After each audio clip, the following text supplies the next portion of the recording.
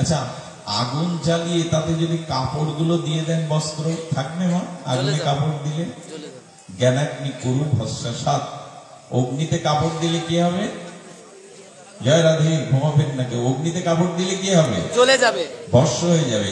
কিন্তু ওই অগ্নির উপরে একটা পাত্র দিয়ে জল দিয়ে যদি ওর উপর কাপড় দেন, গরম জলে কি হবে মা? পরিষ্কার হবে। আগুন লাগবে, জলটা গরম করতে হবে, সরাসরি আগুনে কাপড় দিলে পুড়বে, কিন্তু আগুনের তাপে কোনো পাত্রে ফোঁটা জলে যদি দেন তাহলে কাপড় পরিষ্কার হবে। ভগবান বললেন জ্ঞান সব পুড়িয়ে দেয়, কিন্তু জ্ঞানের সাথে যদি ভক্তি রস মিশানো থাকে তবে পবিত্র হওয়া যায়। সরাসরি যারা, লক্ষ্য করুন, সরাসরি যারা বেদের জ্ঞান যাদের ভিতরে সরাসরি চলে আসে, ভক্তিবিহীন বেদ জ্ঞান, তারা পুড়ে মরে, তারা পুড়ে মরে। সার্বভৌম যেমন পুড়ছিল, নিমাইকে ডেকে বলছে, নিমাই আমার কাছে বেদ শেখো। শ্রীকৃষ্ণ চৈতন্য, তুমি সন্ন্যাসী হয়েছো, বেদ পাঠ করো না, নাচো গাও, ভাবকেলি করো, আমার কাছে বেদ শেখো। সার্বভৌমর বেদের জ্ঞান ছিল, আগুন ছিল, ভক্তি রস ছিল না, জল ছিল না। মহাপ্রভু ওটা দিয়েছিলেন।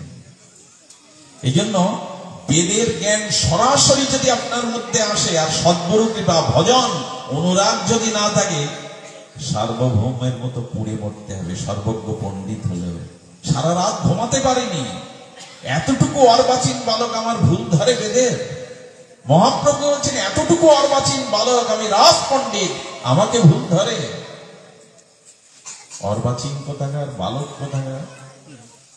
মহাপ্রভু পরে রস দিয়ে দিলেন, আগুনের উপরে পাত্রে জল দিন, ওই জল আগুনের তাপে ফুললে তখন কাপড় দিন, কাপড়ের ময়লা দূর হবে। তো এই জন্য জ্ঞানের সাথে সাথে ভক্তিটা যুক্ত করে ওর উপরে দিয়ে দিন নিজেকে, সমস্ত মলিনতা দূর হয়ে যাবে। এই সূচিটাই আমাদের পবিত্র করে, সূচিটা। তবে এই জগতে যদি সব থেকে বেশি সূচিতা থাকে, তবে সেটা নিত্য নিরন্তর হরি নাম নেওয়াতে। হরি কথা, হরি, আপনার লক্ষ্য করেছেন যখন ভাগবত শোনেন তখন হৃদয়টা কত শুদ্ধ থাকে, কোনো আবিলতার দিকে দৃষ্টি মন যায় না, কোনো সংসারের বোঝা মাথায় আর ক্রিয়া করে না। সূচি দক্ষ, সময়ের অভাব, অনেক দেরিতে পৌঁছেছি, যা বিস্তার করে বলবার না করে আমার সূত্রে। এরপর হল দক্ষ।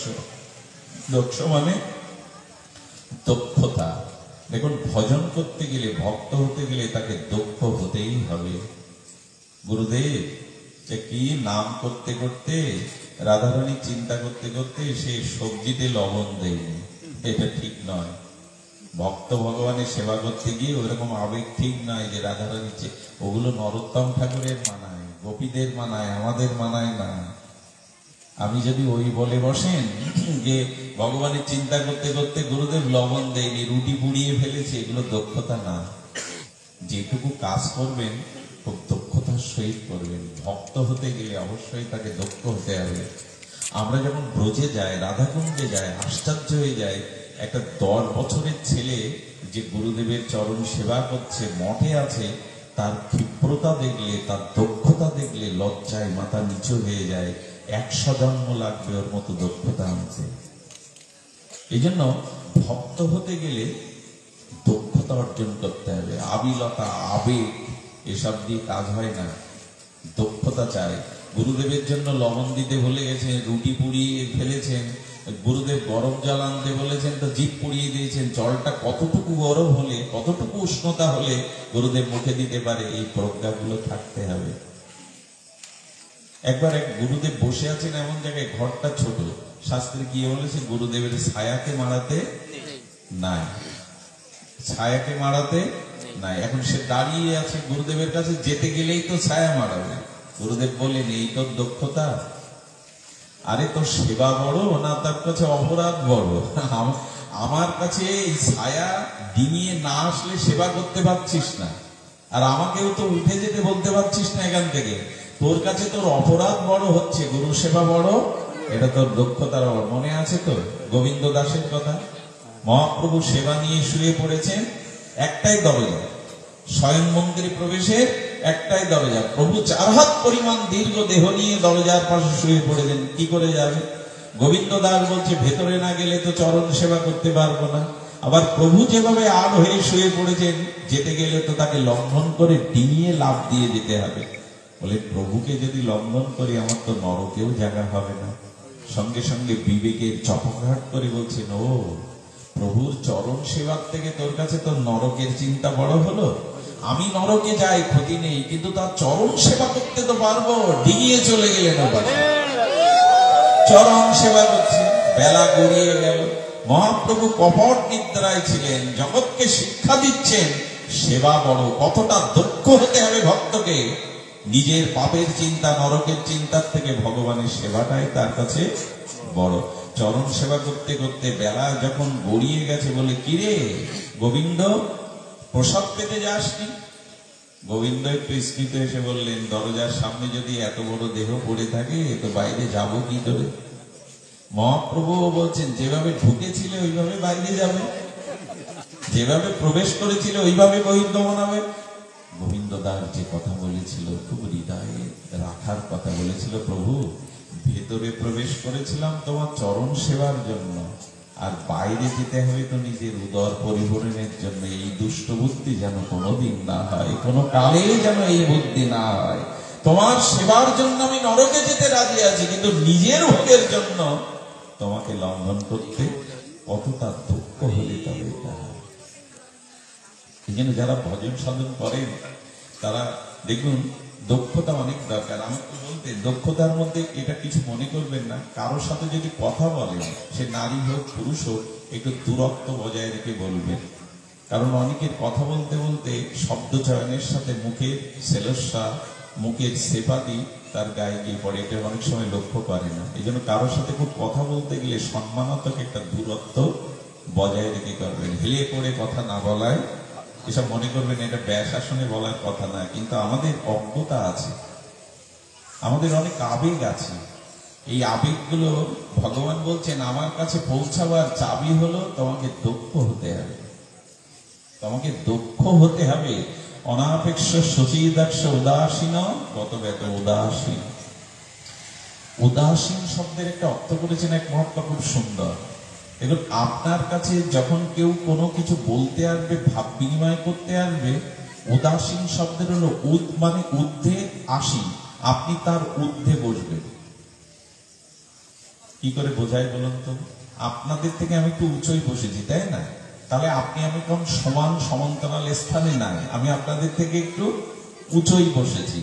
এই জন্য আপনাদের অবস্থান থেকে আমার অবস্থানটা উঁচু, অনেক দূর থেকে আমাকে দেখতে পাবে। বলে জগতের নিন্দা, সমালোচনা, স্তুতি, প্রশংসা এই যারা তোমার সামনে এসে করবে, তুমি তাদের থেকে একটু উদাসীন। উদাসীন মানে ওই বিষয়ের থেকে একটু উঁচু থাকবে। কেন জানেন? আমি যখন আপনার কাছে কাউকে নিন্দা করতে যাব, আপনাকে কাছে পেয়ে আমি অন্য নিন্দা করছি, তাতে আমার মনে ভাবনা কি জানেন? আপনিও তার শত্রু হয়ে যান, আপনিও তাকে নিন্দা করেন। বোঝা যায় কথাটা? আমি আপনার কাছে গিয়ে যখন কারো নিন্দা করছি, আমি মন চাইছি, আমার অভিলাষ হলো আপনিও তার নিন্দা করুন আমার সাথে সাথে। ভগবান বললেন এই সবে না পড়ে ওই স্থান থেকে একটু আসীন, একটু উঠে উঠে বসো, যাতে ওই জিনিসগুলো তোমাকেও আক্রান্ত করতে না পারে। আর কারো কাছে গিয়ে এরকম বলবে না, আপনার শত্রু কেউ থাকতে পারে, কিন্তু কাউকে বলে আপনিও তাকে শত্রু করাবেন এই মনোভাব যেন না থাকে। উদাসীন এগুলো না হলে কি জানেন, ওই ভালো মন্দেই জড়িয়ে জিলিপির প্যাঁচ জীবন থেকে আর খুলবে এ ভালো এ মন্দ, এ পছন্দের ও পছন্দের, এই নিয়েই কি জীবন কাটাতে এসেছি? গীতা, আমরা অনেক সময় গীতাকে বাদ দিয়ে যাই। গীতাকে বাদ দিয়ে কিছু নয় সনাতন ধর্মে। ভাগবতে পৌঁছাতে গেলেও গীতার দরজা দিয়েই যেতে হবে। গীতা পৌঁছে দেবে ভাগবতের দুয়ারে। এর এক একটি শব্দ বড় মহিমান্বিত। এই জন্য বলছেন উদাস থাকো, একটু উপরে থাকো।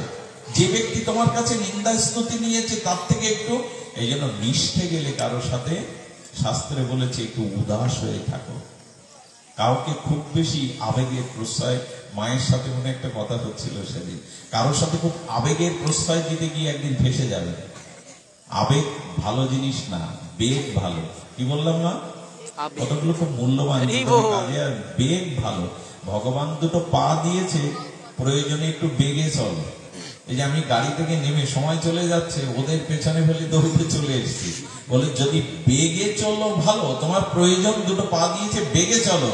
আবেগে দৌড়াতে গিয়ে হোঁচট খেও না, আবেগে দৌড়িও না, পড়ে যাবে। দ্রুত চলো, বেগে চলো, আমাদের আবেগেই সব শেষ। একটু উদাস থাকুন। ভালো মন্দ পরিস্থিতি জগতে থাকতেই পারে, সবাই মনের মতো হবে এমন না, কিন্তু তার থেকে একটু উপরে থাকো। গত ব্যথ শব্দটা বড় মার্মিক। আমাদের জীবনের সব থেকে বড় যন্ত্রণার কারণ উদ্বেগের। আমি প্রথমেই বলেছিলাম উদ্বেগ। এই উদ্বেগ, এই মানসিক দুশ্চিন্তা, আমাদের উদ্বেগ কেমন জানেন, ভেতর থেকে জীবের বাইরে বেরিয়ে আসে। যন্ত্রণা কাতর হয়ে, অশান্তি হয়ে জীবের ভেতর থেকে বাইরে চলে আসে, একে বলে উদ্বেগ। এই উদ্বেগের কারণ হলো গত ব্যথা। জীবনের পেছনের ব্যথাগুলো, কলঙ্কগুলো, কালিমাগুলো, ব্যথাগুলো ভুলে যান। কে কবে কোন কথা বলেছে, কে অপমান করেছে, কে কি বলেছিল, এগুলো পুষে রাখবেন না। সব থেকে বড় কথা, জলের উপরে দাগ কাটার মতো জীবন হতে হয়। গত ব্যথাকে পুষে রাখলে ওই ব্যথা ধীরে ধীরে যন্ত্রণা কাতর হয়ে মহাব্যাধি হয়। খুব বেশি পুরনো ব্যথা, যন্ত্রণা। শিশুরা ভগবানের স্বরূপ কেন জানেন, দেবতাদের মতো জানেন। 5 মিনিট আগে যেটা চড় মেনেছেন, 5 মিনিট পরে আবার সে আপনার কোলে আসবে। চকলেট দিলে ওরা পেছনের ব্যথাকে ভুলে যেতে পারে, এই জন্য ওরা তো সরল। ওরা হাসলে পরিবার হাসে, ওরা হাসলে সংসারের দুঃখ কাজ করে না, ওরা ব্যথাকে ভুলতে পারে। এই জন্য আচ্ছা, কোন শিশু হাসলে পরিবারের সবার মন ভালো হয়ে যায়, অশান্তি অর্ধেক দূর হয়ে যায়। যে গৃহে শিশু নাই, সেটা অনেকটা অর্ধেক নরক হয়ে গেছে।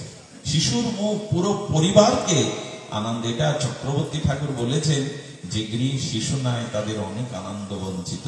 যাই হোক, আচ্ছা, ওই শিশু যখন 80 বছর বয়স হলো, তখন যদি একবার শুয়ে শুয়ে মনে করে এখন সবার মন খারাপ, আমি একটু হাসি। শিশুকালে হেসে সবার মন ভালো করতাম, এখন একটু হাসি। ব্যক্তি তো একই, মুখও একই, এখন মানাবে তো? এখন মানাবে? 80 বছরের বৃদ্ধ বেমানান হয়ে যাবে। কারো কেন কি জানেন, শিশু ব্যথা মনে রাখে না, পেছনের কথা মনে রাখে না।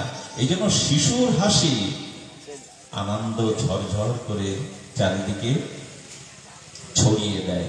এই জন্য কথা ব্যথা ভুলে ও কি বলেছে তাই আটকে রেখেছে, বর্ষির মতো আটকে আছে। গত ব্যথা ভুলে যেতে হবে। এই জন্য যারা স্বামী স্ত্রী আছেন, এখানে একটা কথা বলি, কথাটা মনে পড়লো। স্বামী স্ত্রীর ভিতরে যদি এরকম কোনো ব্যথা, যন্ত্রণা, অপমানের কারণ হয়, অশান্তি, একটা নিবেদন করি মা সকল, বাবা সকল, স্বামী স্ত্রীর এই ব্যথা যন্ত্রণাকে রাত পোহাতে বাসি হতে দেবেন না। বাসি হলেই কিন্তু এবার আবার শব্দটা কি করবে, শব্দ যা ছিল তাই করবে, যেটা ছিল কিন্তু আবার হাত দিও না। জয় রাধে। আমি বলতে চেয়েছি, স্বামী স্ত্রীর কোন বিষয়কে, বেদনাকে বাসি হতে, রাত পোহাতে দিবেন না। এটাকে মিটিয়ে নিন, নাহলে ওটাই বাসি হয়ে বিভেদ তৈরি হবে। সংসার করার কিছু কৌশল আছে, বাসি হতে দিতে নেই। কিছু হতেই পারে, এটা বাসি হতে দিবেন না। এই জন্য গত ব্যথা বললেন, সব শেষটা বলে বিশ্রাম করি। রাধারানীর একটা লীলা বলি, এটা না বললে শুষ্ক শুষ্ক লাগে। ব্রজে না গেলে মনে হয় আর যাওয়া হলো না কোথাও। ব্রজের কথা বলে বিশ্রাম করি। সর্বারম্ভা পরিত্যাগী, 6টা চাবির এটা শেষ চাবি। এটা হাতে পেলে, এই চাবি পেলেই আপনি ভগবানের ঘরে নিতে পারবেন। ঘরে তো আছেই, দুয়ার খুলে যেতে পারবেন। সর্বারম্ভ পরিত্যাগী মানে এই শব্দের অর্থে অনেকেই বলা হয়, কি বলা হয়, যে নূতন করে কোনো কর্ম সৃষ্টি করতে যে না, যে অবস্থায় আছো, যা পেয়েছো তাতে সন্তুষ্ট থাকো, নূতন করে কিছু। যদি এই কথার অর্থ হলো,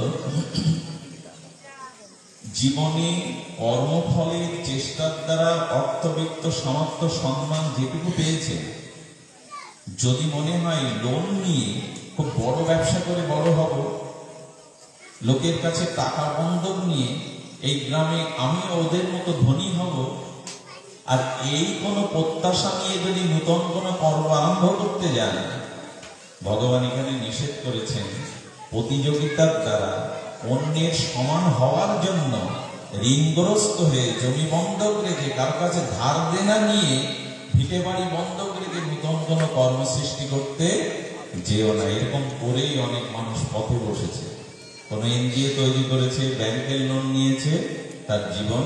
ভগবান বললেন যেটুকু পেয়েছো তাতে সন্তুষ্ট থাকো। আর এই সর্বারম্ভ পরিত্যাগের কথার একটা অদ্ভুত অর্থ করেছে, নূতন করে যে কর্ম শুরু করলে ভগবানের ভজনের সময় কমে যাবে সে কর্ম জীবনে আর শুরু করো না। যে কর্ম শুরু করলে ভজনের সময় কমে যাবে সে কর্ম জীবনে আর শুরু করো না। আমার সাথে নিতাই আছে, আমাদের প্রাতঃস্মরণীয় মুরারি মোহন দাস বাবাজি মহারাজ। ও জানেন সেটে কাজ করে, লোকের ঘরে কাজ করে। তো অভাব অনটনের মধ্যেও এক লোকের মুদিখানা দোকানে ও কাজ করতে গেছে, গিয়ে বলছে আমাকে 5টায় ছেড়ে দিতে হবে। তো মালিক জিজ্ঞাসা করছে 5টায় ছেড়ে দিতে হবে মানে? সকাল থেকে আমি যা বলবেন সব মাথা বেঁধে নিয়ে খাটবো, 5টায় ছেড়ে দিতে হবে, কারণ 5টায় আমাকে দাদার সাথে পাঠে যেতে হবে, হরি কথায় যেতে হবে, বেতন কম দিন আপনি। আমি অবাক হয়েছি, ও ভাগবতে আসবে, ওদের হাতে আমি কিছু দেই না, কোনোদিনই দেইনি। ধনঞ্জয় ওদের হাতে আমি কোনোদিন কিছু দেইনি। লোক দিতে গেলে বাধা দেই, ওদের কাছে কিছু দেবেন না, 100 টাকা প্রণাম দেওয়া উচিত আমি নিষেধ করি। আমি দেখেছি ওদের নির্মলদা বলেছিলেন দাদা আপনি ভালো কিছু সঙ্গ পেয়েছেন। প্রয়াত নির্মল সরকার মহাশয় ভাগবত বলেছিলেন দাদা সারা জীবন ঘুরে আপনার মতো সঙ্গ আমি পেছনে করতে পারিনি, আপনি খুব ভালো সঙ্গ পেয়েছেন। আমি অবাক হয়ে গেলাম, 2 ঘন্টা ওভার ডিউটি করলে 100 টাকা পাবে, কিন্তু পাঠে আসতে হবে।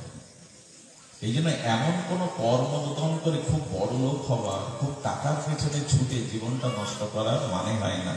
যদি বলেন তুমি বড় আসনে বসে উপদেশটা হচ্ছে, তুমি কি করো? আমিও চেষ্টা করি সংসারে এক হাতে রেখে আর এক হাতে ঈশ্বরকে রাখবা। 30টা বছর ভালো করে ঘুমাইনি, 30টা বছর কোনোদিন 7 ঘন্টা 8 ঘন্টা ঘুমাইনি। আমি 2 হাতেই ব্যালেন্স করে চলেছি। এমন কোন কর্ম সৃষ্টি করবেন না যে কর্ম ভগবান ভজনে অন্তরায়। এই কথাটাই ভগবান বলে সার্বারম্ভা। আর নূতন করে এমন কোন কর্ম বাড়াতে যেও না, কিছু মনে করবেন না।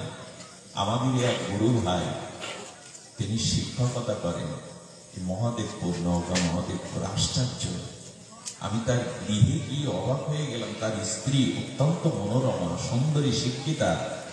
গুরু মহারাজের বিশেষ কৃপা পেয়ে কি করেছেন জানেন? কথাটা বলা উচিত না এই সভাতে বা মাইকে। উনি নিজের জীবনে সন্তান নেননি কেন জানেন? যাতে গুরু ভজনে বিঘ্ন না আসে।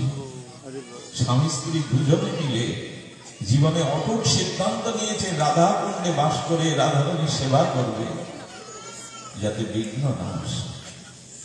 এদের ত্যাগ, এদের চিন্তা ভাবনা কোথায়?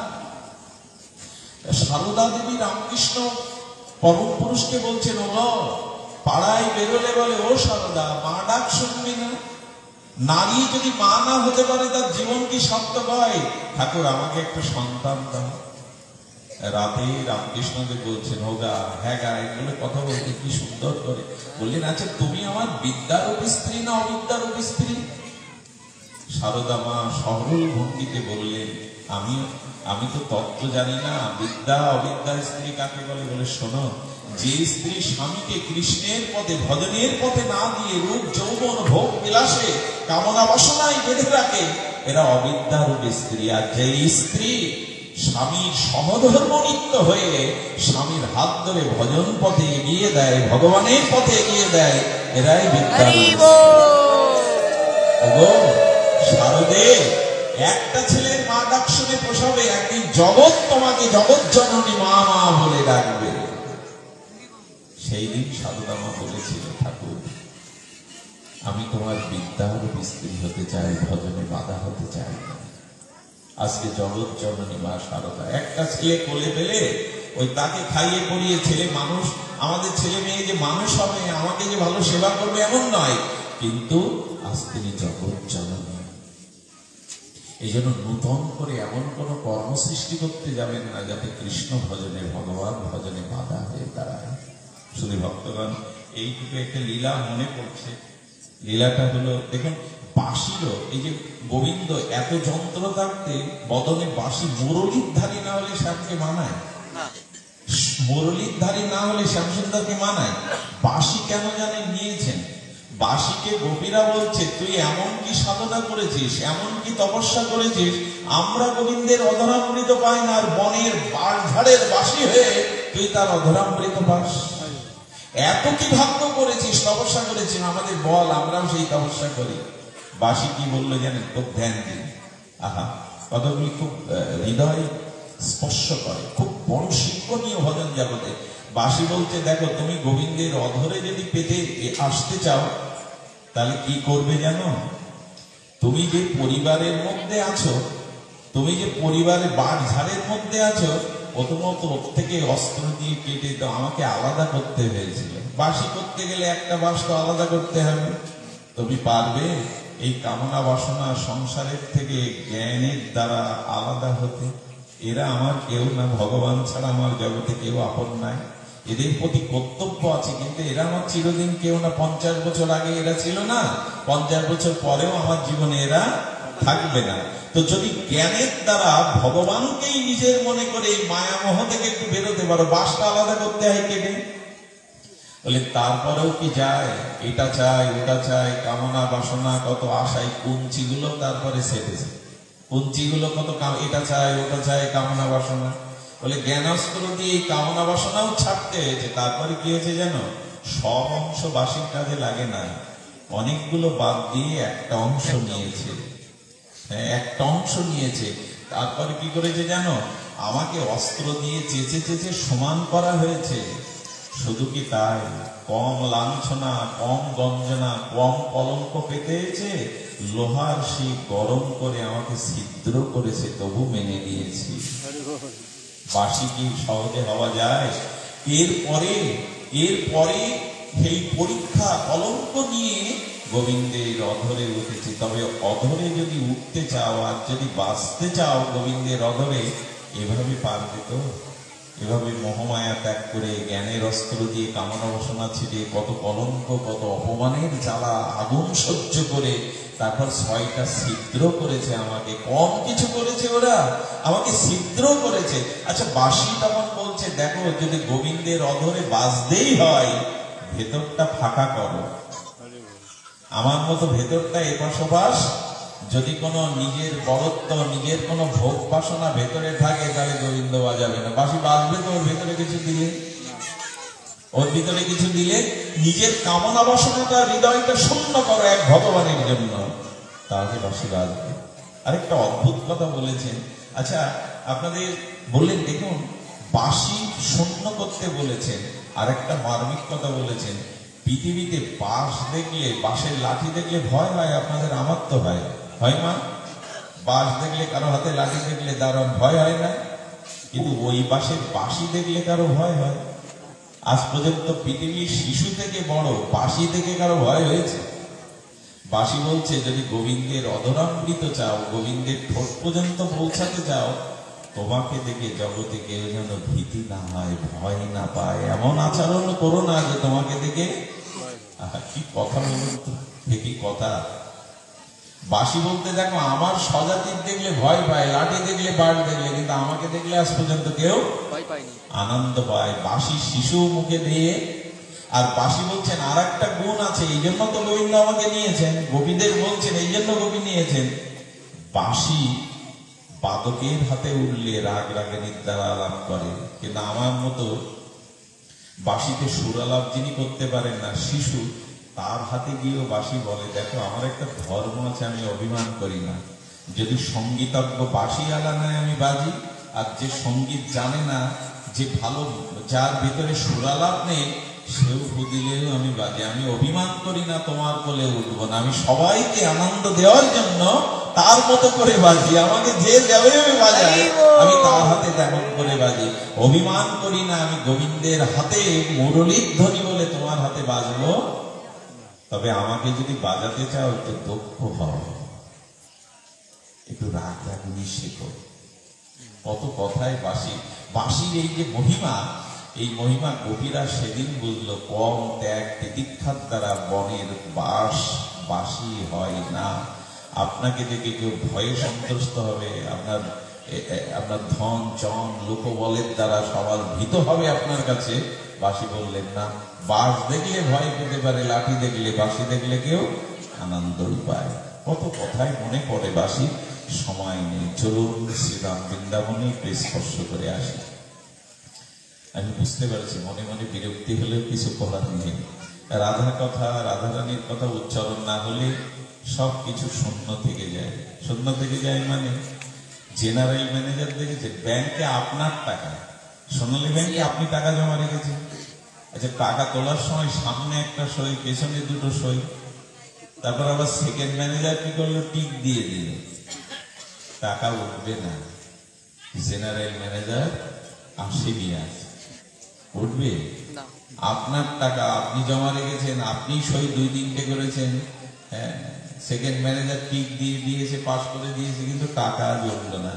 আমার রাধারানী হলেন ভজন রাজ্যের জেনারেল ম্যানেজার। ওনার সই না হলে কিছু হবে না, ব্রেক করতেই হবে না। আগে তো কৃষ্ণ রাধা বলতে পারতাম, কৃষ্ণ তুমি ভগবান অখণ্ড অদ্বয়, কৃষ্ণ রাধা বললে কেমন শোনায়। এবার উল্টে বলো রাধা কৃষ্ণ, শব্দতেও বেমানান কৃষ্ণ তুমি আগে, তুমি শব্দতেও আগে গিয়ে মানানসই না, কৃষ্ণ রাধা না, রাধা কৃষ্ণ। রাধারানী করুণা চায়। যারা বলে রাধা টাধা কোথায় পেলে, বামে কেন ওখানে না রাখলে হতো না, কুরুক্ষেত্রের কৃষ্ণ দরকার, বংশীধারী কৃষ্ণ নয়, চক্রধারী কৃষ্ণ দরকার। কত কথাই শুনি, কিন্তু না। 18 ঘন্টা একটা মানুষ দিন মজুর খাটে, কেন জানেন? আজ 6 ঘন্টা ওই স্ত্রী পুত্র কন্যার মুখে আনন্দ পাবে বলে। ঘরের আনন্দ না থাকলে কেউ 18 ঘন্টা বাইরে জীবন যুদ্ধ করত না। গোবিন্দ বললেন যুদ্ধ থাকতে হবে, কিন্তু সন্ধ্যার পরে যুদ্ধ শেষে তাকে সুস্থ হওয়ার জন্য আবার প্রিয়জনের কাছে, প্রেমের কাছে ফিরে আসতে হবে। তো সারা পৃথিবী কুরুক্ষেত্র, যুদ্ধক্ষেত্র, একমাত্র বৃন্দাবনই হলো প্রেমের ক্ষেত্র। প্রেমের কাছে না গেলে যুদ্ধ করতে পারবে না। সেই বৃন্দাবনের মহিমা রাধারানী, সেটা আমাদের এই বঙ্গদেশে। খুব মন দিয়ে আমি 5 মিনিটের মধ্যে বিশ্রাম করছি, জানি না ঘড়ি ঘন্টা ধরে বলা উচিত নয়, সেকেন্ড ধরে। তো এই বঙ্গদেশে একজন সরল প্রাণ যুবক ছিলেন, প্রচন্ড সরল ছিলেন। রাত দিন পাসপোর্ট ভিসা কি করে করবে? তখন পাসপোর্ট না থাকলেও ট্রেন ব্যবস্থা, যোগাযোগ ব্যবস্থা ছিল না। এই বঙ্গ জননীর বঙ্গদেশে পড়ে পড়ে হে রাধে, হে করুণাময়ী, একবার বুঝে নাও। আমার মনে হয় কি জানেন, রাধা করুণা ব্যতীত, করুণাময়ীর করুণা ব্যতীত ছাড়া কেউ ব্রজে যেতে, আমি লিখে দিতে পারি। আমার যতটুকু ক্ষুদ্র বিশ্বাস, রাধারানীর কৃপা ছাড়া ব্রজে যাওয়া, টিকিট কাটবেন চলে যাবেন এরকম নয়, করুণা চায়।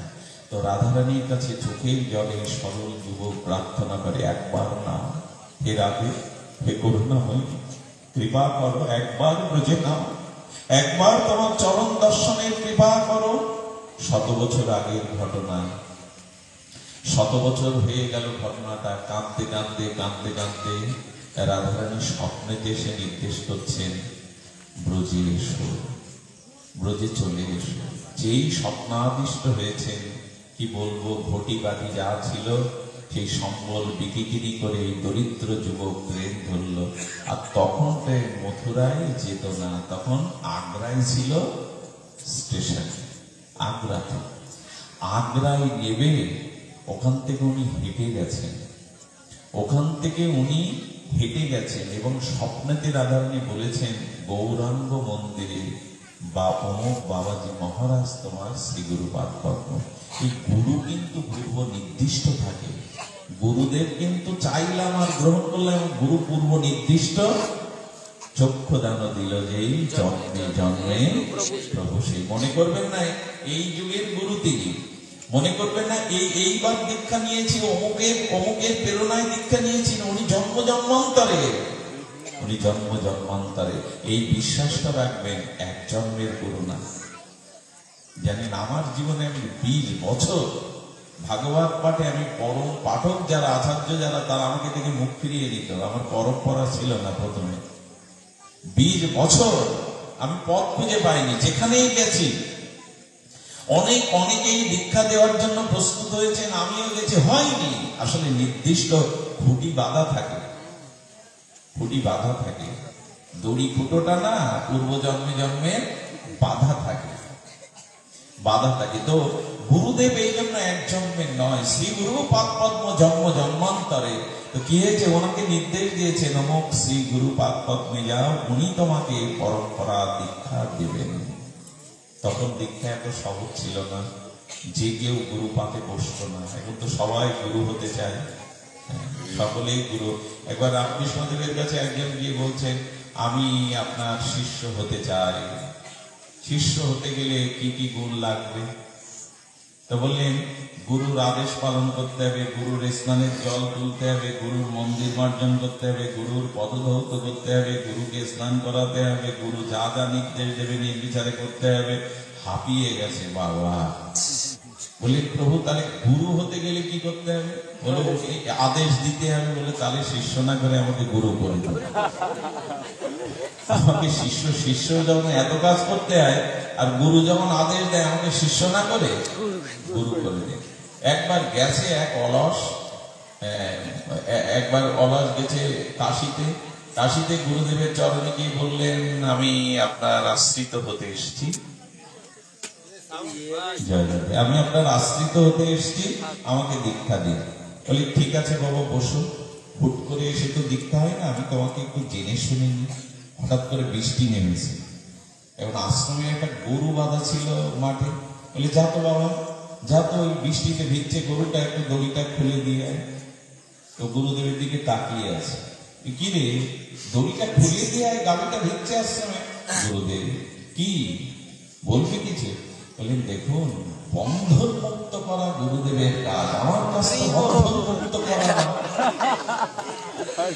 ভববন্ধন সব বন্ধন তো গুরুদেবই মুক্ত করেন, আমার কাছ তো বন্ধন মুক্ত করা না। প্রভু বন্ধন মুক্তি গুরুদেবেরই কাজ। গুরুদেব বললেন শিষ্য হতে আসেনি, গুরু হতেই এসেছে।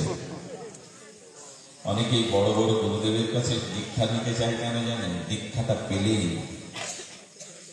পেলেই বসে যাব, অধিকার জন্মাবে, খবরদার এসব চিন্তা করবেন না। দীক্ষা পেলেই বসে যাব, অধিকার জন্মাবে, আমি অমুকের। এই জন্য কিছু মনে করবেন না। বড় বড় পাঠকদের, বড় বড় ভক্তদের গুরুদেবের নামটা মুখে নেন না। ওনাকে ভুল বলছেন না, উনি বন্ধ করতে বলছেন না, 20 মিনিট চালাতে বলছেন। 20 মিনিট না, আমি সময়টা শেষ করছি। দেখুন, গুরুদেবের নাম, বড় পুত্রের নাম, স্বামীর নাম, এগুলো মুখে সহসা শাস্ত্র নিষেধ করেছেন। এমনকি অনেক স্ত্রী আছে, কিছু মনে করো না মা, ক্ষমা চেয়ে দিচ্ছে, অনেক স্ত্রী আছে স্বামী যদি নাম ধরে ডাকে তারা খুশি হয়, কিন্তু এটাও বেদে নিষেধ আছে। কারো নাম ধরে ডাকলে তার কিছুটা অকল্যাণ হয়।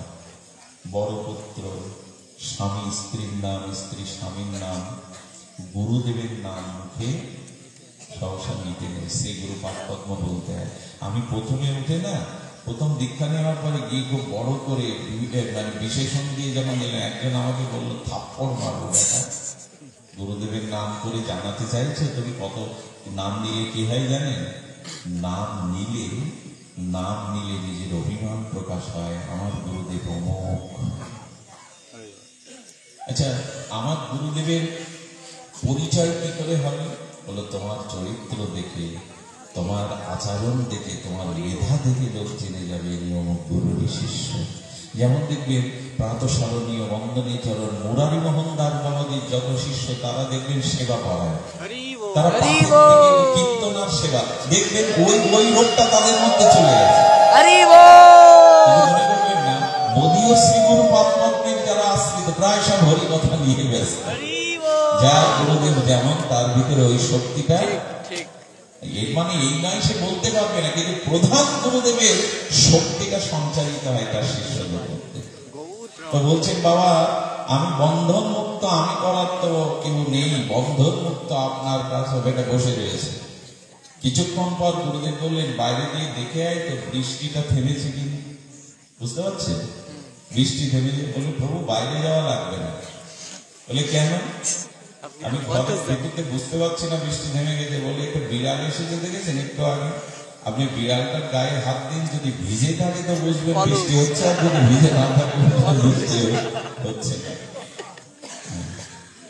গুরুদেব আমাকে কেন বাইরে পাঠাবেন, হাত দিলেই তো বোঝা যায়। গুরুদেব শিষ্য এসেছে যে তো গুরু হতে এসেছে। পরের দিন ভগবানের মালপোয়া ভোগ লাগিয়ে যখন দেবে দিকে এইবার কি বলে, আগের দুটো তো না করেছে, মালপোয়া ভোগ যখন প্রসাদ সামনে তুলেছে তখন ওর সামনে নিয়ে গেছে, হাত পেতেছে। বলে কি রে এটাতে কিছু বলবি না?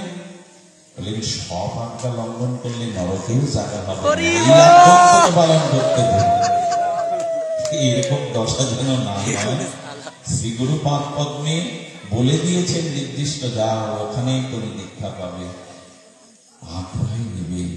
পায়ে হেঁটে সন্ধ্যা হয়ে গেছে, ক্ষুধার্ত কাতর, পায়ে কত কাকর করছে, কাটা করছে। এখনদের মতো নাগরিক সভ্যতা বৃন্দাবন নয়, কত ক্ষুধা বুকে নেই। দেখুন 3 মাস পায়ে হেঁটে বৃন্দাবন যেতে হতো, কত সাহস সংকল, হিংস্র জন্তু, নদ নদী পার হয়ে কত দস্যু হয়ে। আমার মনে হয় এই 3 মাস যে মন তৈরি হয়ে যেত রাধারণের জন্য ওখানে গেলেই পেয়ে যেত। এখন তো রিটার্ন টিকিট কি বলে, ওর রিটার্ন টিকিট কেটে আনে, প্লেনেও উড়ে যায়।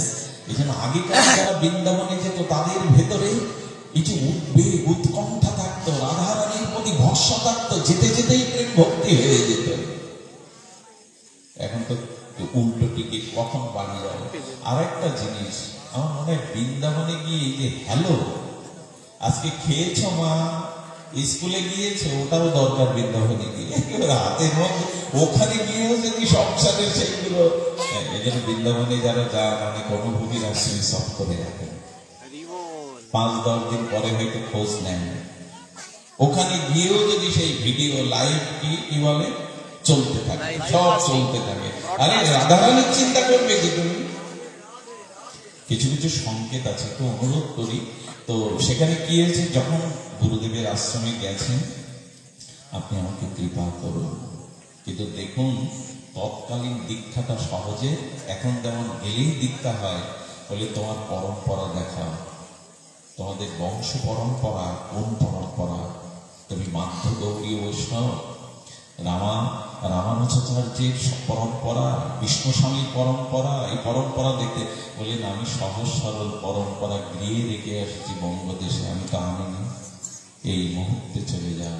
দেখুন তখন দীক্ষাটা কত, যাকে তাকে আপনার পরিচয়টা তো জানতে হবে। আপনাকে মন্ত্র দিলে আপনি এগোতে পারবেন কিনা পরিচয়টা তো জানতে হবে। পরম্পরা বললেন পরম্পরা ছাড়া দীক্ষা হবে না।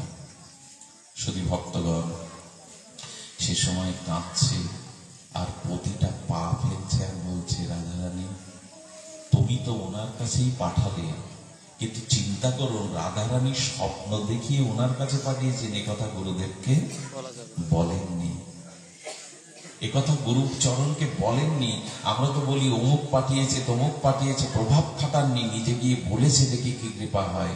সঙ্গে সঙ্গে যখন গুরুদেব বলেছেন, বৃক্ষ লতা যমুনার দিকে কাঁদিয়ে বললেন আর গেলে কি ফিরে আসতে পারবো রাধারানী, আর হয়তো আশা পাবে না।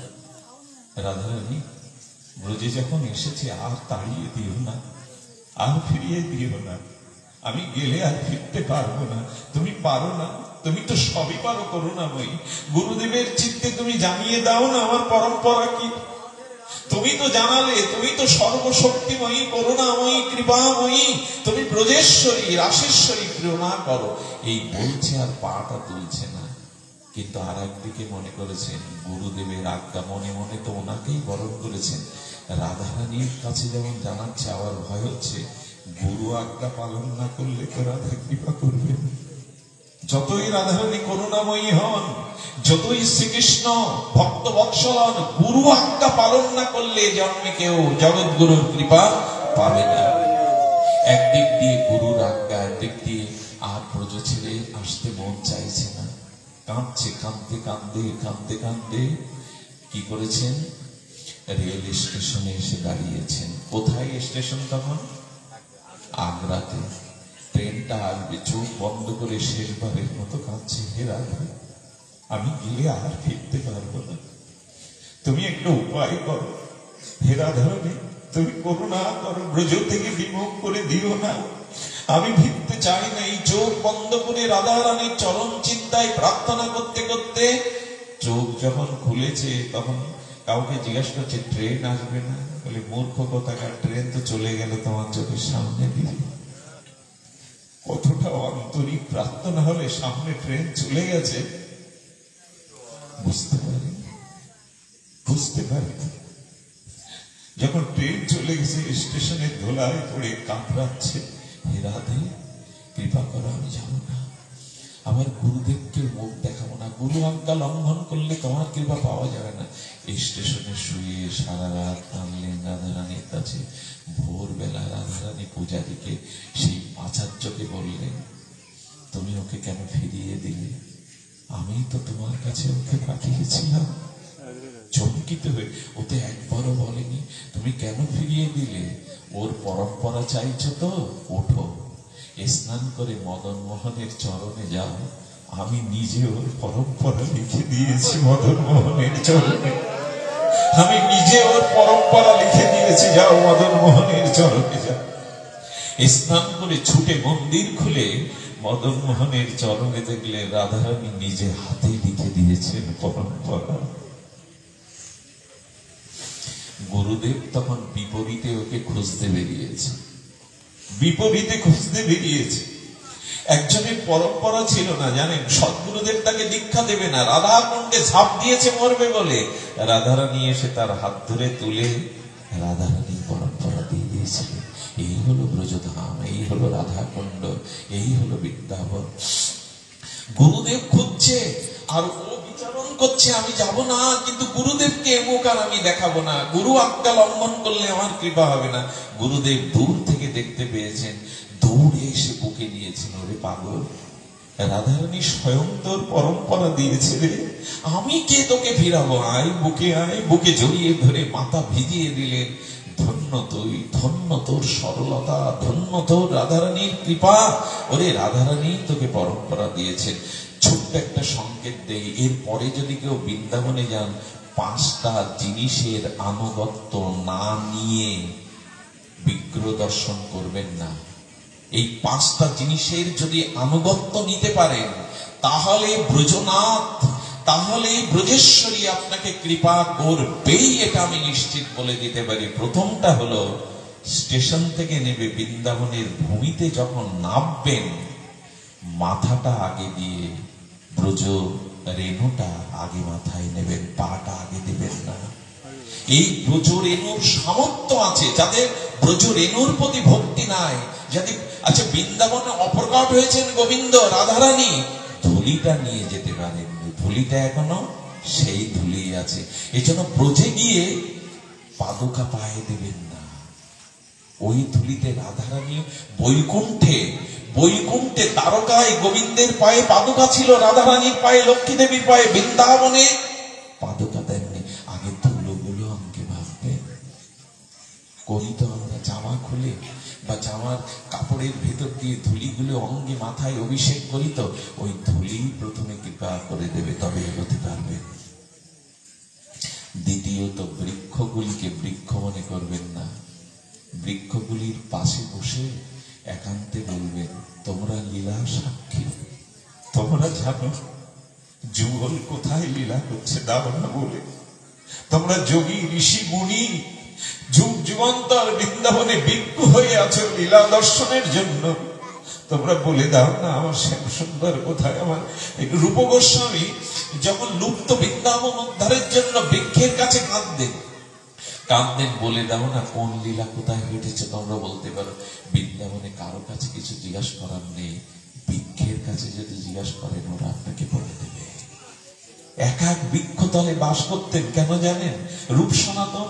এই বৃক্ষের তলে বুঝি এই লীলা করেছেন ভগবান, এই জন্য এক এক বৃক্ষের তলে বাস করতেন। আমাদের পল্লবাচার্য বলেছেন, বৃক্ষগুলো জড়িয়ে ধরিয়ে জিজ্ঞাসা করতে হয়, আন্তরিকভাবে জিজ্ঞাসা করতে হয়, বলো না এখন শ্যাম কোথায়? তৃতীয় হলো যমুনা। তৃতীয় হলো কি? আগে গিয়ে যমুনাকে, গোবিন্দ প্রেয়সীকে বন্দনা করে তার জল পান করবেন, যে জল রাধারানী পান করেছেন, গোবিন্দ পান করেছেন, যে জলের মধ্যে এখনো গোবিন্দের পদধৌত রাধারানীর জলকেলির প্রসাদ চরণামৃত মিশানো আছে। আমার একবার জ্বর হয় ব্রজে যেতে, খুব জ্বরে আক্রান্ত, প্রায় 1-1.5 দিন ভালো কিছু অন্ন পাওয়া হয়নি, জ্বর মাথা ঘুরছে। বিশ্বাস করুন, যমুনায় স্নান করে উঠে দেখি জ্বর নেই, ক্লান্তি নেই, দিব্য সুস্থ। আমি অনুভব করলাম আজও যমুনার মধ্যে এই চরণামৃত আছে। যমুনার কাছে কাঁদবেন, যমুনার জল পান করবেন। প্রথমে গিয়েই আগে কেনা জলটা মুখে দেবেন না, আগে চরণামৃত করে যমুনার জল দেওয়ার পরে কেনা জল নিতে পারেন, না হলে অসুস্থ হয়ে যেতে পারেন। কিন্তু যমুনা। তৃতীয় হলো ব্রজবাসীদের ব্যবহার থেকে তাদের কখনো ব্যবসায়ী বা খারাপ মনোভাব পোষণ। এরা টাকা নেয়, এরা ব্যবসা করতে বসেছে, খবরদার। ব্রজবাসীরা যদি অপমানও করে, ভাববেন এটা আমার অমৃত। বৃন্দাবনে গিয়ে যদি কারো সম্মান পান, জানেন আপনি বিষ পেলেন। আর বৃন্দাবনে গিয়ে যদি অপমান পান, জানেন আপনি অমৃত পেয়ে গেলেন, অমৃত পেয়ে গেলেন আপনি। এই ভাব বৃন্দাবনে গিয়ে থাকতে হয়। আচ্ছা, আমি বৃন্দাবনে গেলে যদি মনে আমি একটু পাঠটাট করি, নেটে পাঠটাট, এখানে যদি কেউ আমাকে চিনত, একটু ভালোবাসতো, তুমি সেই পাঠক, খবরদার। ব্রজে গিয়ে যদি সম্মানের আশা থাকে, তুমি বিষ নিয়ে এলে বৃন্দাবনে। বরঞ্চ ব্রজবাসীদের অপমান, এটা ব্যবহার থাকতে পারে, অনেক অসঙ্গতি থাকতে পারে, কিন্তু ওরা ব্রজবাসী, ওরা ব্রজবাসী। আর চতুর্থ আমি সংক্ষেপে বলে যাচ্ছি, পঞ্চম হলো গোপেশ্বর মহাদেব। গোপেশ্বর মহাদেবের কৃপা না মেনে, ভিক্ষা না মেনে ব্রজ দর্শন করতে যাবেন না। এই 5টি অপেক্ষা আছে। এই 5টি শরণাগত হয়ে যদি রাধা মোহনকে দেখতে যান, রাধা কালাচাঁদকে দেখতে যান, বাকি বিহারীকে দেখতে যান, তবেই বাকি বিহারী আপনার দিকে চাইবে। এই 5টার আনুগত্য নিয়ে যদি রাধারমণে যান, তখন আপনি না, রাধারমণ আপনার দিকে তাকাবে। জয় হোক আজকের অনুষ্ঠান, জয় হোক ব্রজধাম, জয় হোক রাধারানী। অনেকক্ষণ বসিয়ে রেখেছি, যদি সময়ের অপেক্ষা করিয়ে থাকি নিজ মনে ক্ষমা করবেন। মৃত্যুঞ্জয়দার এই অনুষ্ঠান সার্থক হোক, পূর্ণতা প্রাপ্ত হোক। জয় শ্রী গুরু প্রেমানন্দে। শুধু ভক্তরা, রাধাকুণ্ডের কিছু গ্রন্থ আছে, আমাদের ধনঞ্জয়